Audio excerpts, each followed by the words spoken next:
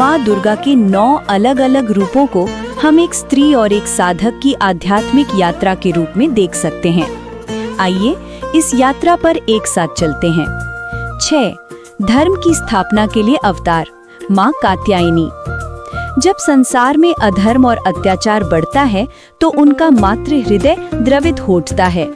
तब वो धर्म की स्थापना के लिए एक योद्धा का रूप लेती हैं।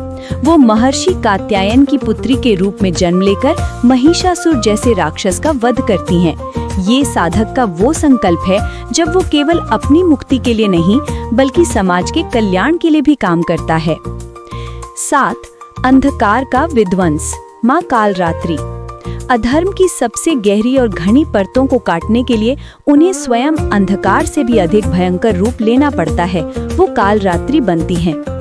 उनका ये रूप बाहरी और भीतरी सभी प्रकार के अंधकार, अज्ञान और नकारात्मकता का पूरी तरह से नाश कर देता है। ये साधक की यात्रा का सबसे कठिन चरण है, जहां उसे अपने भीतर के सबसे गहरे डरों और बुराइयों का सामना कर उन्हें नष्ट करना होता है। 8. परम शांति और पवित्रता, माँ महागौरी। उस भयंकर अंधकार और विनाश के बाद ही परम शांति और पवित्रता का उदय होता है।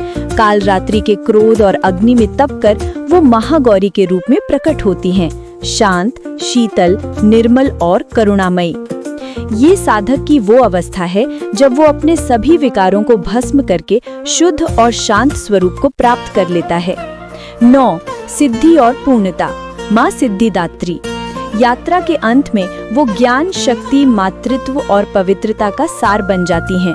अब उनके पास समस्त सिद्धियां हैं और वो इन्हें अपने भक्तों को प्रदान करने में सक्षम हैं। वो पूर्णता को प्राप्त कर चुकी हैं। ये साधक की अंतिम अवस्था है, मोक्ष या आत्म साक्षात्कार, जहाँ वो स्वयं ब्रह्म स्वरूप हो जाता है और दूसरों को भी मार्ग दिखाने में सक्षम होता है।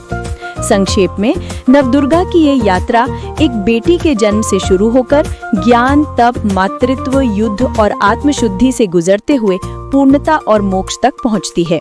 ये हर मनुष्य की आध्यात्मिक क्षमता की कहानी है। ये यात्रा एक पुत्री के रूप में जन्म लेकर तपस्वी, योद्धा और माँ बनने से होते हुए अंत में परम ज्ञान की सिद्धि तक पहुंचती है।